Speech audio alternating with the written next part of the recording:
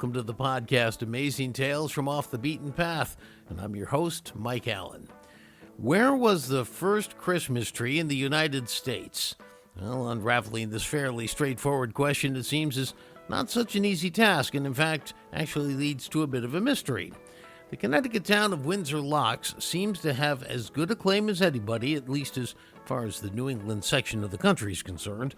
But more to the point, looking for proof leads historians down multiple rabbit holes. And in this case, rabbit holes involving a German prisoner of war, the Wizard of Oz, and much more. Well, here to tell us his story is the municipal historian for the town of Windsor Locks, Mickey Danieluk. He'll be along in just a moment with this fascinating tale. This week's trivia question: when we talk about the Holy Land, we're usually talking about the Middle East. When we talk about the Holy Land in Connecticut, where are we talking about?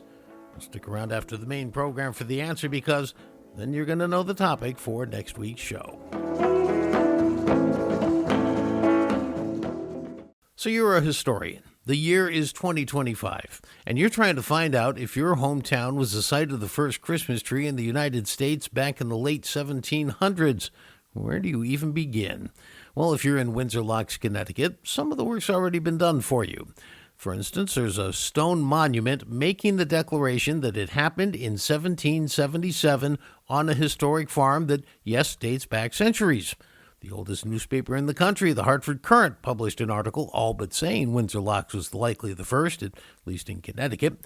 The man who supposedly decorated that tree was a German prisoner of war from the Revolutionary War, a POW that you happen to know did live on that historic farm.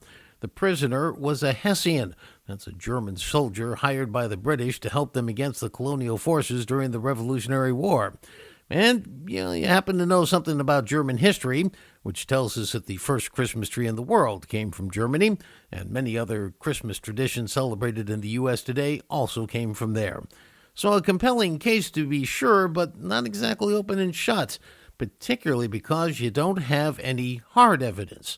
No newspaper entry from those years, or even a family diary entry. Well, enter Mickey Danieluk. He's the municipal historian for the town of Windsor Locks. He's studied this issue, and it takes him back in time even to the Wizard of Oz. Well, Mickey's family dates back 3 generations in Windsor Locks, so it's not exactly surprising to find out that he has spent 50 years making sure that this historic property, the Noden Reed Farm and Museum, has not only been maintained, but successfully listed on the National Register of Historic Places. Mickey, this is a great story, and I'm going to call it a story up front because it is a bit of folklore, it's a bit of legend, whether or not it was actually the first Christmas tree, but we're getting ahead of ourselves. We'll talk about that down the road a little bit. What I want to do is talk about why this guy, Hendrik Rodemore, was even in Windsor Locks at the time, and just a little bit of quick history. So if you go back to the Revolutionary War, Battle of Bennington in New York State, really important battle, and the colonial forces win, and they beat the Hessians who were out looking for food and looking for horses, and they underestimated the strength of the colonial forces. Anyway, 700 Hessian prisoners end up getting taken in that battle, and they get first taken to Boston, and from there kind of dispersed around throughout New England. Now, Hendrik somehow ends up in what is today modern-day Windsor Locks. Tell us that part of the story. Where did they take him, and what did he do? I have a colleague, and his name is Melvin Montemerlo. Melvin Montemerlo is a psychologist, a PhD psychologist, and he got really excited about this story. And so he did an analysis picking the story apart. And yes, Hendrik Rodemore was a Hessian soldier in the Battle of Bennington, Vermont, hired by the British to fight the Americans, and he was captured August 1777. The colonists did not have a prison to keep their prisoners, so they marched them throughout New England. What Melvin found out was about 1781, there was a presentation of Hessian soldiers. I don't want to say up for sale, but they were being assigned or being handed off to people in Connecticut who would want them to work on their farms. So The whole Christmas tree story was dated here as Christmas 1777 because it's the first Christmas after the Battle of Bennington, Vermont, but it's actually perhaps a little later, 1781.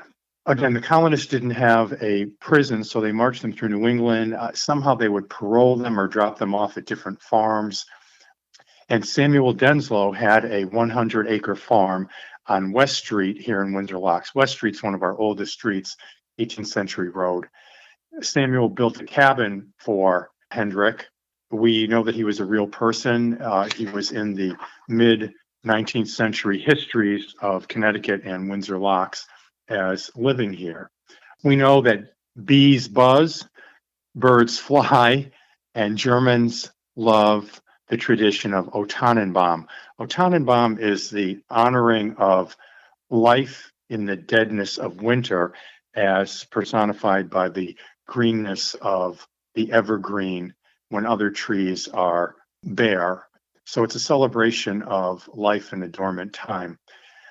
Somehow we had some enthusiastic historians, well-meaning, misinformed, perhaps too enthusiastic, who made the claim that, well, he was German, so he had a tree.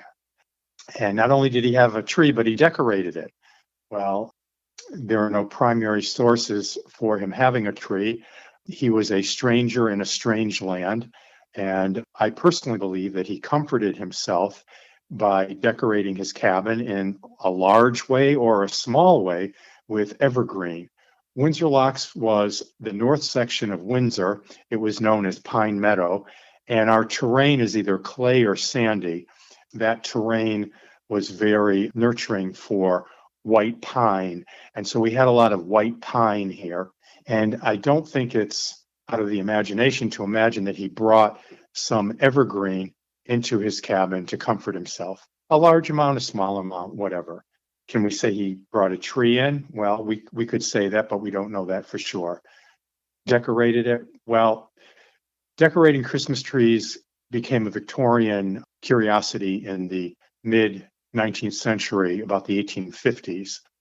Now, let me ask you for a second and jump in here. So, you have at the Noden Reed farm, the museum, a gravel walkway that goes down back in toward the woods, and there's a stone there that reads site of the first decorated Christmas tree in New England, and I believe the year 1777 is there.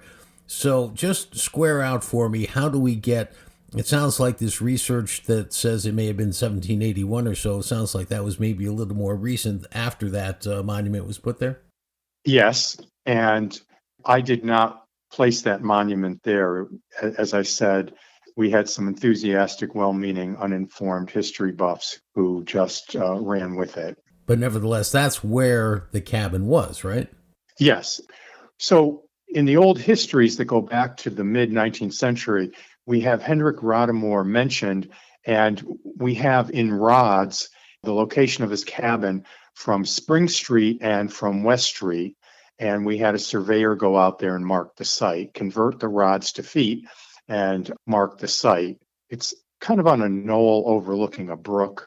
So this is actually, I think, very cool. If you could explain the Reed family and what the relationship was to Samuel, who was running the farm at that time.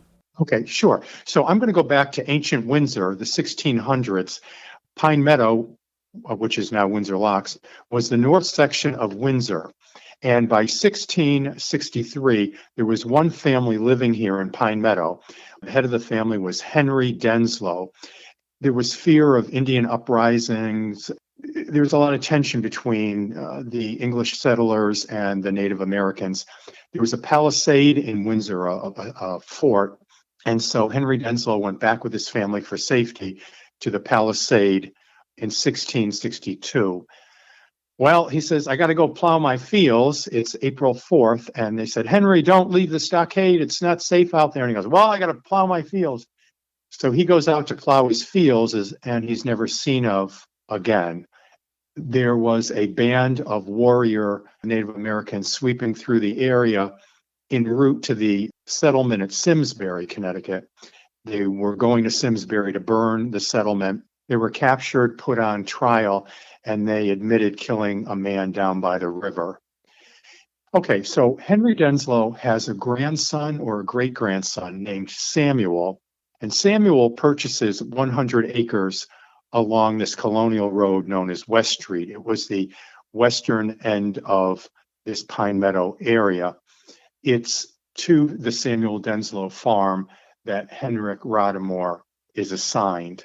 So the Denslows are there, their descendants marry, the farm gets sold off. The Reed family purchases it in 1919, and it's about 80 acres at the time. It was a mainstay during the Depression. A lot of people worked on the farm. It supplied the area with eggs and milk and meat and stuff. By 1973, the last surviving member passes away, Gladys Reed, and it was an understanding amongst the brothers and the sisters that they would leave the remaining 22 acres to the town. So right in the middle of the town of Windsor Locks, we have this oasis, this piece of Americana. We have found in the fields arrowheads. We have found Connecticut copper coins from the 1790s. In the area of where Henrik Rodamore's cabin was, we found them with metal detectors. Perhaps they fell out of his pocket. Each state at the time had its own coinage, and these date from the time that Henrik Rodamore was living there. I just want to add that when Frank Baum wrote The Wonderful Wizard of Oz and published it in 1900 in New York City, he went to find an illustrator, and he went to an artist, and the artist's name was W. W. Denslow, and he was a direct descendant of Henry Denslow, direct descendant of Samuel Denslow, who had this farm, and this is a fact of history. Anyway, all of a sudden, Gladys Reed died, and it became known that her farm would be left to the town. And Noden Reed was Gladys Reed's mother's name. The father's name was Reed, so in her will, she asked that it be called Noden Reed Park.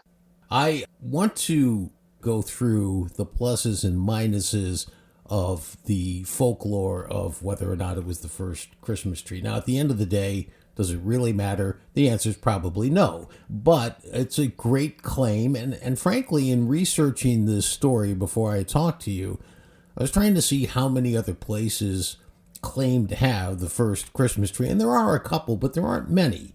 And I think that's one of the things that actually kind of lends some credence to the claim from Windsor Locks. But let's talk about what the supporters say. And at the end of the day, the supporters say, we really don't know for sure, do we? But, why do they think it's true? Sure.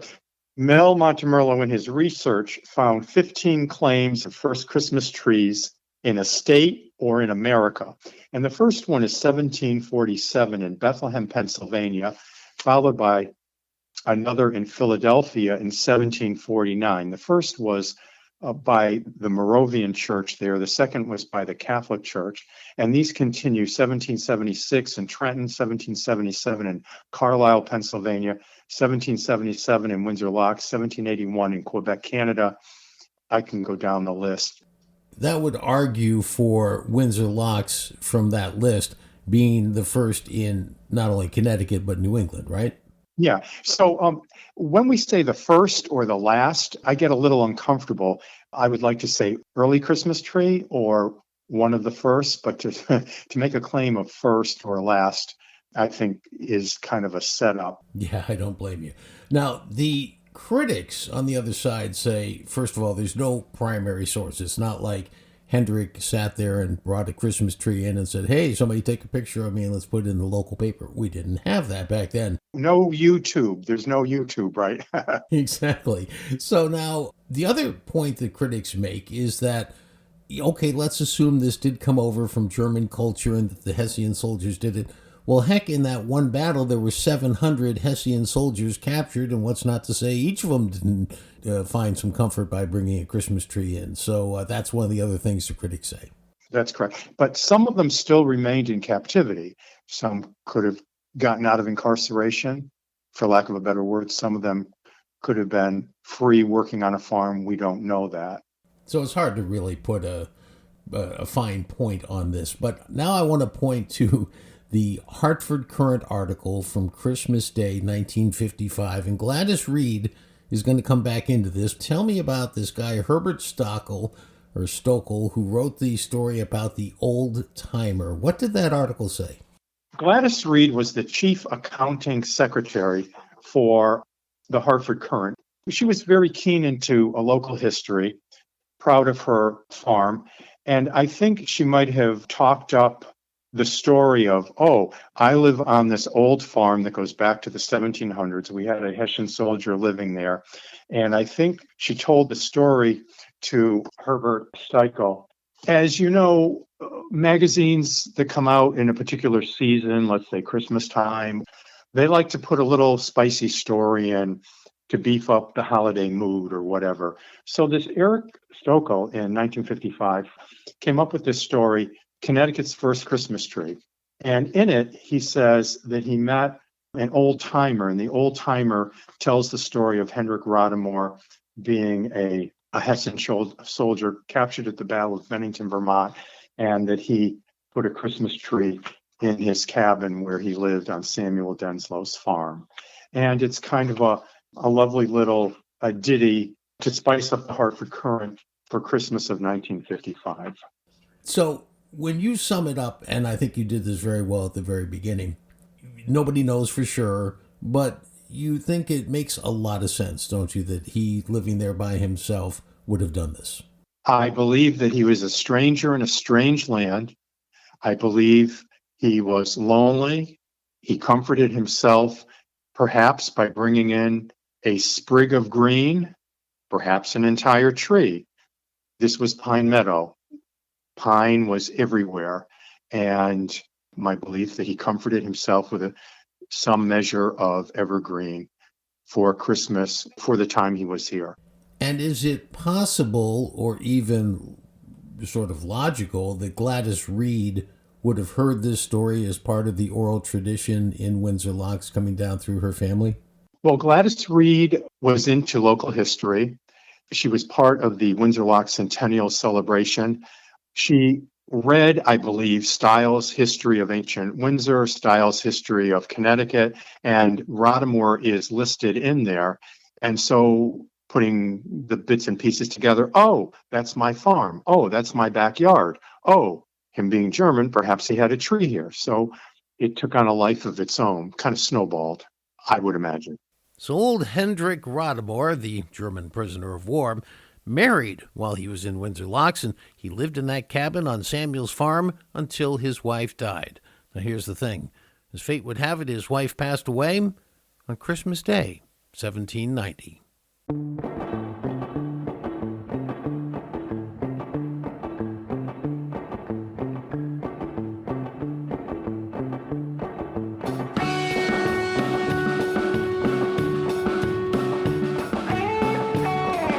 That wraps up this episode of Amazing Tales from Off the Beaten Path.